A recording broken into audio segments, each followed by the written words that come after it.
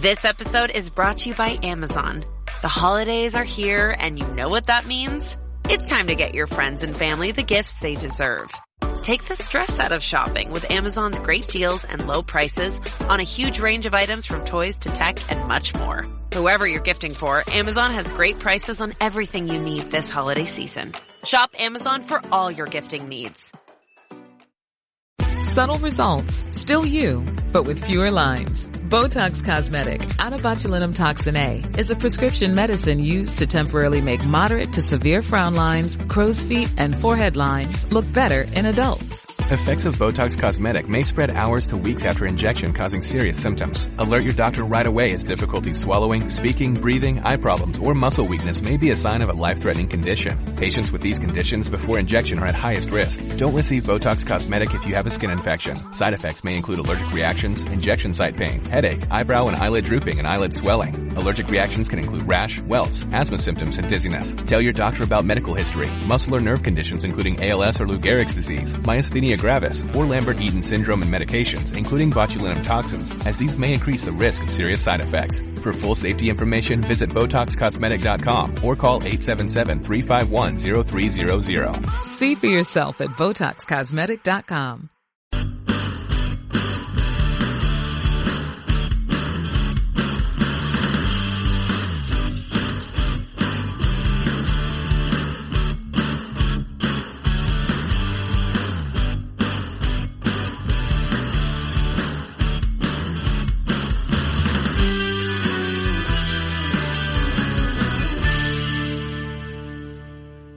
All right. Welcome back. It's Fit Nation. All right. Welcome back to the Misfit Nation. If you are feeling overwhelmed or floating towards the darkness, do not hesitate to phone a friend. If you are embarrassed that you are having a difficult time, call the Veterans Crisis Line at 1-800-273-8255 and press 1. That's 1-800-273-8255 and press 1. Again, as we have told you many times over the last year, do not make a permanent solution to a temporary problem. So if you're new, thanks for joining, and be sure to subscribe to our show on your favorite podcast apps. And of course, subscribe to our YouTube channel, _Misfit Nation, so you stay up to date on all episodes as they're released, while also having the opportunity of getting to hear the stories of our amazing guests. Speaking of which, by the time she was 10 years old, our next guest knew she wanted to be a writer. She entertained neighborhood kids with her stories after school, and with the support of her mother, got her first typewriter. Life had other plans, though, and after the death of her mother, when she was just 11 years old, she put those dreams on hold. Over the decades, she has picked up the proverbial pen time and again, writing about her life experiences, including the cancer diagnosis and subsequent passing of her 4-year-old daughter. Focusing on fiction currently, she is driven to bring to life characters from many walks of life and the struggles faced in modern society. Her writing style is open and fluid, giving the characters the ability to shine as the truth of their own story. Her works are honest and sometimes brutally painful, but in the end, her characters are given the voice which needs to be heard. So without further ado, let's welcome to the Misfit Nation, author Juliet Rose. Welcome, Juliet. Thank you for having me. I'm glad we're able to connect, and I'm glad this virtual world makes it a lot easier for us to connect across many planes. I mean, we're just basically an inch away on the map right now, but Right. But it's great to actually have you on here and get to hear your story and learn more about why you got into writing and some of your work that you've done so far. So if you don't mind, tell us a little bit about yourself from as far back as you want to go to where we are now. Sure. So like you said, I always knew I wanted to be a writer. I think before I could actually write, I was telling stories. Sorry about my dogs. They get very excited about everything. I was telling stories to kids on the walk home from the bus stop. And so once I realized kind of being a writer was a thing, I asked my mother to buy me a typewriter. And this was way back in the day. So she went to the newspaper and found an old black typewriter. And we went to this lady's house and bought it. And from there, I just started kind of pecking out little stories. And as time went on, they evolved. My mother did pass from leukemia when I was 11. My brother and I were shuttled to different homes and kind of different situations. So I did write in that time, but I really couldn't focus because I never really had like that stability to really sit down and do stuff. So even in high school, I had a manuscript in my backpack that I'd carry around, stuff I was always working on. But it wasn't until my 20s, and I married, and then I had 2 daughters, and my second daughter was diagnosed with cancer, that I realized that my voice was really important, and that it wasn't just typing out little stories, but that I could actually reach out to other people. And actually, one of my pieces that I wrote was read in Washington and has been handed around still to this day. It's handed around in hospitals, and it's called The Strength of an Egg. And it's about being a parent of a child with cancer, but it really pertains to anybody that's dealing in a caregiver sense. And so that piece was something that I wrote. And through that, I really realized that not only was my voice important, but I had a good way of expressing it. So for a long time, I wrote nonfiction. So I wrote nonfiction articles and things in magazines. But over time, what I realized is that people tend to come to nonfiction with the intent that they already are open to it. And I really wanted to open people's perspectives outside of like somebody saying, yes, I'm interested in this nonfiction article, I'll read it. I wanted to reach the person that maybe would never pick up that article. So I wanted to put that into fiction and into stories and have characters give those perspectives in a way that more people would be interested in reading it. Awesome. And I think that's a novel approach. Is a lot of people don't believe they can write nonfiction. It has to be a fictional tale. When you write the nonfiction tale, it usually grasps the reader a lot better because they say, oh, that sounds just like my life. It sounds just like something I went through, when it's not just theatrical or Hollywood type of fiction writing. It's an actual story. For sure. And I think the side of it is that, a lot of people will pick up a fiction book, even if they're not, they'll read the back and they go, oh, it sounds interesting. Right. And so it gives the writer an opportunity to bring up things that those readers may never seek out on their own. And so that's what my goal is to bring up situations, issues that maybe somebody wouldn't necessarily seek out on their own, or may have a skewed perspective of, they might think a certain way about something. And then by reading this character going through it, or somebody in the story that they know going through it, and they might come out of it saying, okay, I didn't think about it that way, with a more empathetic view of that situation. Definitely. We in the opening, I said you wanted to be a writer since you were 10. Was your inspiration your mom, or was it a teacher at school? I mean, 10 years old, that's what, 5th grade, I guess. Was there a teacher that maybe motivated you, or was it mom? I think it was actually books that motivated me. I had a very tumultuous childhood. There was really no stability at any point. So I went through divorces, and we were always moving and just in a situation where things weren't really stable. And so I was really drawn to books because books gave me that kind of stability. Like I could go into another world and feel like I belonged somewhere. And so I think when I realized that not only did I enjoy reading it, but that I had the ability to tell stories as well, that was really what drove me. My mother wrote a little bit as well. She passed young, so I didn't know this until I was an adult, but she was a nurse. And so years later, I was sent a little packet of articles she had written, for nursing magazines, things like that. And I didn't know that as a child, that she had an interest in writing, but it was really neat as an adult to go back and say, okay, I can kind of see this connection there. Right. Because now you had that thing that you knew, that link was there. Mom wrote, you wrote, and she bought you a typewriter, which that kind of dates both of us because we both had a typewriter.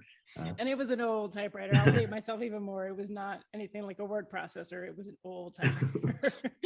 The ding, ding, ding, chink. Yes, exactly. Throwing paper out all the time because she made an error instead of going back to the little whiteout ribbon at the head. So what is your motivation now to write? I know you've had a lot of things go on in your life, from mom, also your daughter passing. That's 2 motivational stories right there. But is there any other motivation that you have that makes you want to write and get stories out? Yeah, I think I had the experience of my ex-husband was in the military, and we traveled all around the country. And through that, I got to live in a lot of places and meet a lot of people and see different situations. And I think one of the things that brought me back to writing, because I did have a hiatus. I was raising kids for about 10 years and I didn't really pick up the pen. But after that, I wanted to bring back a lot of those things that I saw, like these little observations or experiences that I had over the years in different places and with different people. And I wanted to bring those into stories because I realized a lot of people don't necessarily leave the town that they grew up in or the area that they grew up in. And I did. I've lived everywhere and met so many people, seen so many different cultures, eaten so many different foods. And I realized I have these experiences that I could weave into stories and let people get to experience those. And it's definitely different. Being military, traveling across the country, like you said, being stationed probably West Coast all the way to East Coast along the way. No matter where you go, there's always a different way of living. And yeah, I grew up in New Jersey. Once I left, I went to Georgia with my first duty station. It was night and day. People were friendly. They said thank you. They said, hey, how are you? And actually meant it. So I was always on my guard down in Georgia, not knowing that these people were actually being friendly. And then, of course, the culture was different. And then moving out into the Midwest, it was a little different.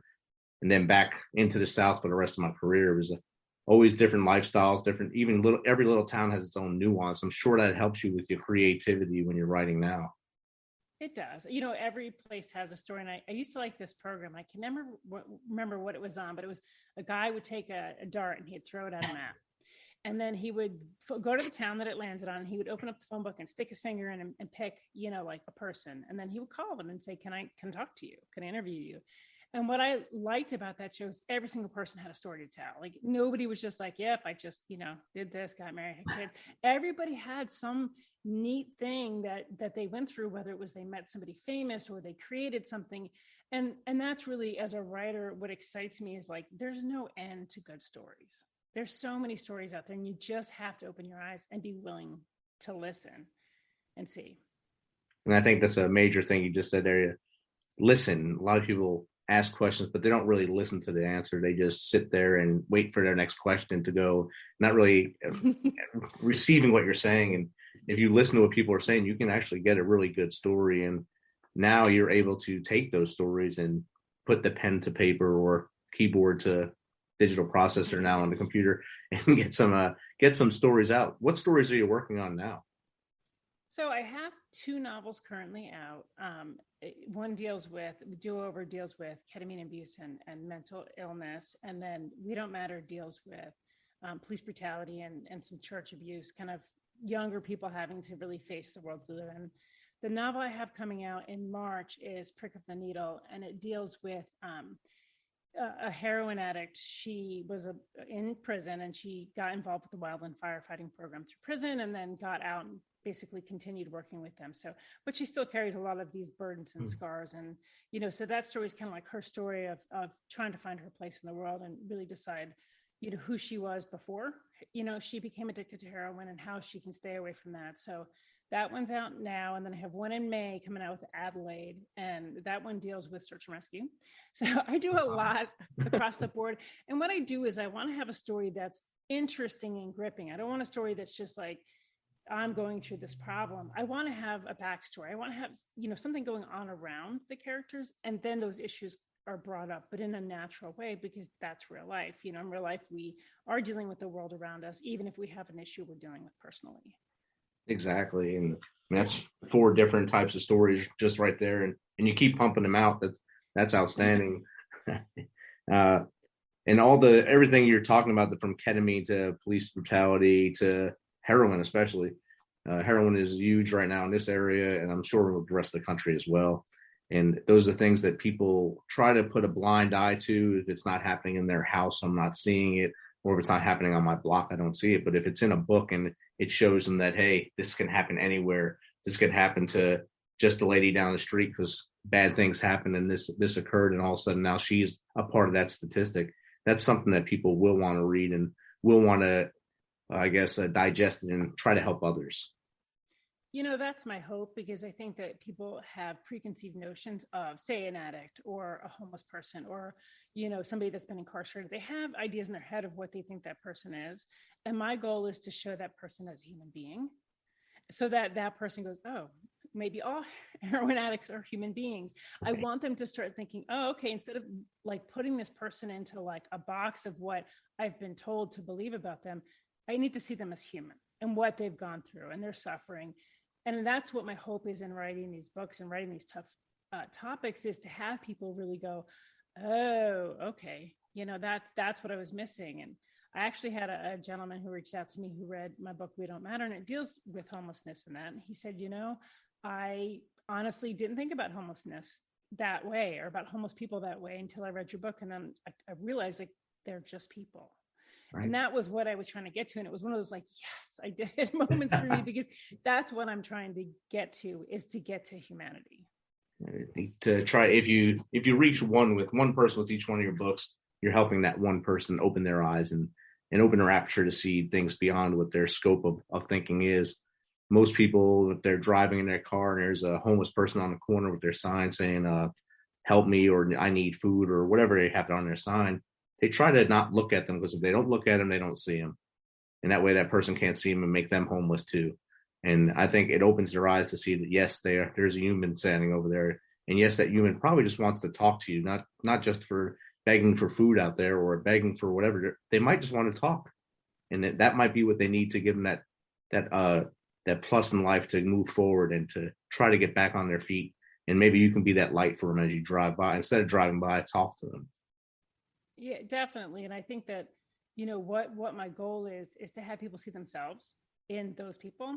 So if they're reading a character and that character's talking about it, and I have in my book, We Don't Matter, like, one of the characters he's a veteran, and he came back and he couldn't assimilate. He couldn't find his place in the world. And so it was easier to join this homeless encampment, rather than doing that. But he was a really outstanding person, and he had passion and drive and things like that. And so by telling his story, what I hope someone would do is read that book and then go, oh, maybe those homeless people are veterans, or they're people that have dreams, and what can I do because they're just like me? Instead of saying these people did something to cause their reality, we all are, one step away from that reality. So Exactly. If we can just look at it that way, then it's beyond saying pity. I want people to feel empathy. Right. And like you said, we're we're all one bad choice away from being right next to them out there. Life is fragile that way. When you live in the gray area a lot, if you make a mistake, you wind up in another area pretty quickly. Or if you just forget to do something one time, it could cause you to wind up in that same situation. Then how would you feel when your friend drives by you because he doesn't want to look at you? Exactly. And you're holding your sign, and you really just want someone to connect. Right. And we are. I mean, the fact is, my daughter, I was living kind of what I thought was my ideal life. I was married. I had 2 little girls. I had my first house. We had just bought our first house in Fayetteville, North Carolina. And so I was really living this American dream, I thought. And one day everything changed for me. One day everything changed. And then financially we had to claim bankruptcy, and we were in debt, and we were doing everything to try to save our child, and it was nothing that we had done. It was simply how things felt to us. And I think for me, that did open my eyes a lot. I've always been a compassionate person, I believe, but really having to see how quickly something can shift, made me realize that it can happen today. I can be talking to you tonight, and tomorrow walk out and something happens. And then all of a sudden I'm back in that same boat, or I lose my house, or, so I think it's trying to drive the ability for us to see our commonality instead of our differences. And kind of what the onus of the Misfit Nation was when we started was to try to get veteran stories out, because a lot of veterans just have it in their chest. They don't have the ability to let their voice be heard. So I wanted them to come on and tell their story. And then I realized there's a lot of veterans that are business owners. There's a lot of veterans that want to be authors. And there's people that are authors like yourself who can give them tidbits and give them advice and are looking out for mental health and mental stability and other things, like addiction that's out there right now. And you can bring the help to them. So that's how we've evolved in just 1 year, just by noticing what the audience needed and what they wanted to hear and what people should have. I'll still bring a veteran on any day of the week and say, hey, tell your story, brother, sister, tell your story. But if there's someone out there that can help a veteran, they're coming on as well. So I'm trying to get all those stories combined to get on here with the Misfit Nation. And with you now writing, you're able, even though you're not targeting veterans, you are targeting veterans, because veterans have all those same issues in your books. If they pick that book up and read, oh my God, that's me. I went through this same trial and tribulation. Maybe if I read this whole book, I'll see how to get out of it. Yeah, and that is something I try to bring to my books. And I have had things in my life that have happened and had certain outcomes in those things. But the thing I try to bring in my books is to open people's minds to different outcomes, different possibilities. Not everything happens A to Z the whole way every time. Sometimes choices we make, decisions we take are what change, that course of that action. So sometimes we can't. I'm like with my daughter, we did everything and we did lose her, but there are other times where maybe we're on a path and we're doing something that's detrimental to our health or to ourselves or to our family. And we do have the ability to stop and change that path if we're aware and we hear someone say that, that you're not alone. You have the ability to change path at any time. Exactly. Once you realize you're not alone and there are people out there that will help you, like in the beginning of the show, I said, phone a friend. A lot of people are afraid to pick up that phone and say, hey, I need help, because they're embarrassed by it. So if they can't do it anonymously, they won't look for help. So if picking up a book is the best way for them to find help for themselves, I want them to pick up every book that's out there, because they can feed their mind and see the ways that other people went through trials and tribulations or through their journey, and find their way out of their own journey and into a better journey as they move forward. Yeah, it's not weak to need help. And I think that's so much part of our culture that it's perpetuated as weakness to need help. It's actually powerful to say you need help, because think about how much courage it takes to get those words out. That is strength and power. And if people can realize like they're doing something amazing by reaching out for help and shed that whole idea of it being somehow a weakness, I think we would see the tide turn a lot in mental health in this country.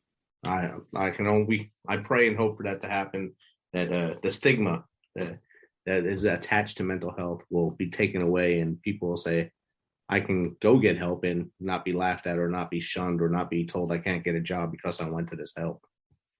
Oh, exactly. I mean, there are people that suffer every day because if they tell work that they need to get help, I've seen it with even just insurance, where people are like, well, they'll know that I went to get help because I'll be using my insurance. And so they don't get help. And that's sad that is what we've created, because ultimately we want you around. Get the help. If that job isn't passionate enough to you, or you're that afraid, that's probably not the right job for you. Those are probably not your people. We're out here. Your people are out here. We do care, and we want people to get help. I mean, that's something that's a huge driving factor for me. I've had my own struggles because of things that I've had to face, and just who I am. I'm a really compassionate person, so I tend to overthink and empathize with everything. But ultimately, it's the people that were there for me, the people that said, hey, you want to talk? Do you need something? I'm here, whatever it is, that really helped me. And that's what I want to be for other people. And that's a great thing to do. Even if it's, hey, let's just go get a cup of coffee, let you just get something off your chest without you even knowing that's what I want you to do. Let's do it. Let's go drink that coffee. Even if you don't like coffee, drink a Red Bull, drink a tea, whatever you want. Let's just chat and let the weight get off your chest and off your shoulders. And then we can live to fight another day. Exactly.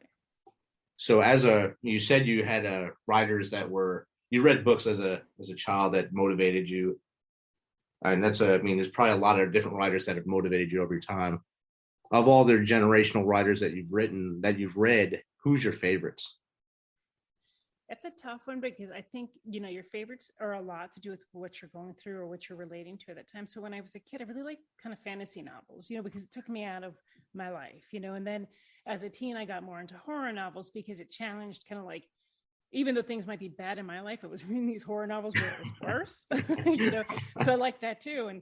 And then I got really into philosophy and kind of spirituality, like Thich Nhat Hanh, those type of things, because I found like they offered other, I guess, viewpoints than I had ever been raised with. So there's never a point where I can say I have a favorite author or favorites. I think it really just depends on where I'm at. Now I like to read a book that really just says, takes my brain and just kind of explodes it. And that's, I've been reading Chasing the Scream by Johann Hari. And it basically deals with addiction, and it's a nonfiction book, and I read a lot of nonfiction. But like that, reading a book where he's kind of talking about these studies that show, that addiction has more to do with lack of connection and isolation than it has to do with a chemical response, those type of things. I want to be challenged. I want to learn. I want to, question myself. I'm always okay to question myself. If I believe something, I want someone to prove me wrong. I want to be shown that other point of view. So either I can stand on being, that I knew what I was talking about, or I got a different point of view and I opened my mind to it. And it's all right to have a different point of view than others. You don't have to argue. It's just you have your opinion, I have mine. If we can discuss it and see why we have that opinion, maybe we can come up with a joint goal to move forward. Yeah, I think that like a lot of times we're so dead set in our ways that we forget to like listen and maybe consider why someone comes to that point of view. Whether it is, upbringing, that's always a possibility. It could be cultural, it could be, experiences that they had.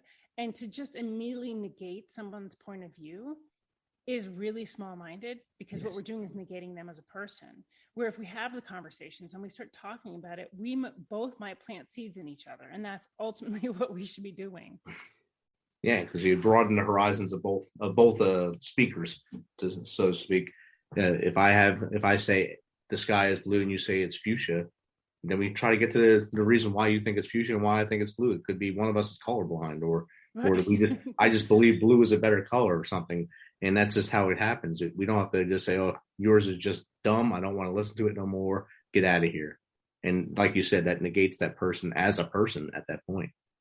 Yeah, we've gone through I think we've always had our struggles in this country, but I think lately we've had a lot of struggles where it's really easy to kind of attack other people and call them names.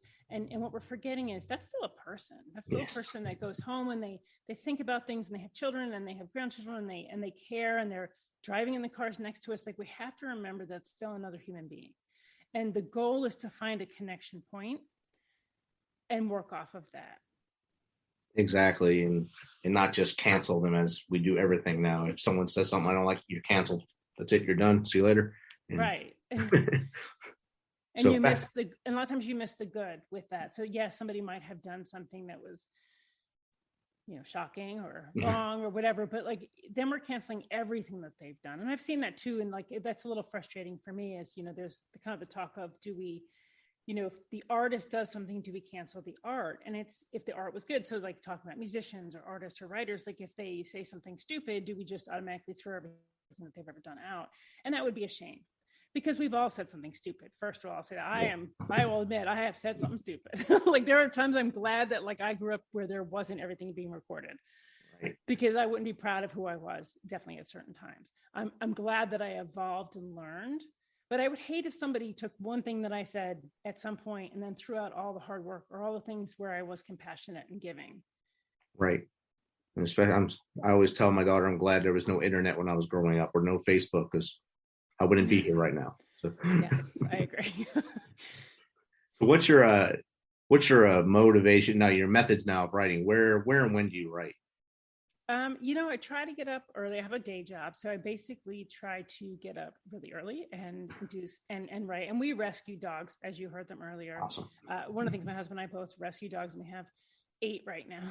8 dogs. Wow, you got to feed. So the fact that it's quiet right now is actually pretty amazing. But so I get up really early in the morning before they really need to go out or anything, and I'll write then. So I'll make coffee and I'll put on some music, put on a light, and then I'll spend time by myself for a couple of hours before we start running animals out and feeding everybody, and then the house becomes chaos.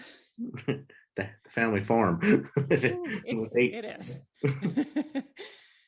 We've rescued 4 here, and one, ever since we've had him, he always has to eat at 4 a.m. He has to be up at 4 a.m. every day to eat, and if not, he thinks he's dying. So he's a big lab, and he really enjoys his 4 a.m. feed. And as soon as he eats, he goes back to bed. So I'm not understanding why he needs it, but that's just his life. It makes him happy. So if you can give advice to an aspiring writer or author, what top 3 things could you tell them to do to get out of their own way and write? First, like when you're writing that first draft, just write it. Don't second guess yourself. Don't worry about having to go back and do a lot of research at this point. Like, just get the words out, get whatever's in your soul, get it on paper. Because, and I talk to her sometimes, like, I start to try to edit and then I lose the flow. And that's exactly it. Like, the first draft should come from your heart. It should just be poured out. You can go back as many times afterwards and edit and research and clean it up. Second is, don't lose your voice. There's a lot of writing rules out there. They make me crazy, because what they would do is actually take out any creativity if you followed all of them. So keep your voice. Like if you want to write things a certain way, in a certain, flow or beat, do it. because there's plenty of people that want to read different things. They don't want to all read the mass market paperbacks. They want to read things that are written in a different style. Third is just keep at it. It's, the thing that I did for years where I didn't write is I had a lot going on. I was a single mom. I was raising my kids, and, I just made excuses to everything. Like, well, I need to do this. Let me get the lunches packed. Let me do this.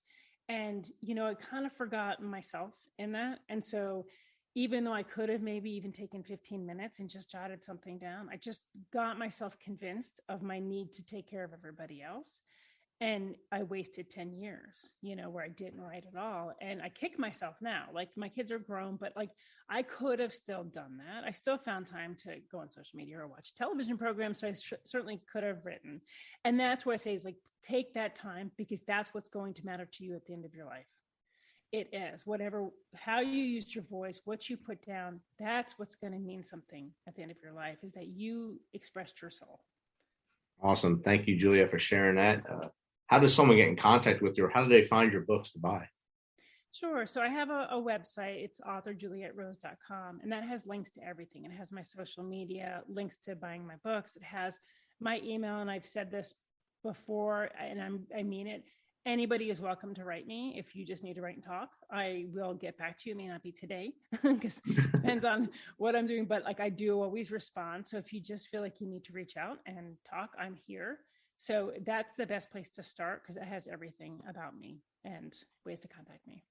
Awesome. Thank you, Juliet. Again, thanks for rescuing 8 pups, 8 fur babies. That's amazing. I don't want my wife to get to 8, so hopefully I'll hold this from her and we'll stay at 4 for now. We've stopped. We're like, no, we have to start working our way back. Like, as they go, we're not replacing. Like, it's been chaos in our house. We run a shelter. It's no longer a home. You're just a guest there now. That's good. Exactly. We're just here to serve. Again, thanks for taking some of your time to share all your story with us here on the Misfit Nation. Thank you so much.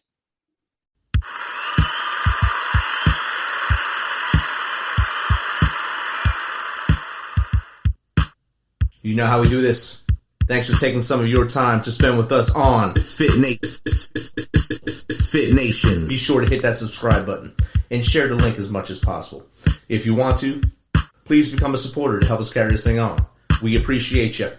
If you know someone that brings that energy, has a great story, is an up-and-comer in the industry of music, in the arts, have them reach out to us on themisfitnation.com. We will get back to them within one day and get them on here so they can share their story with the world.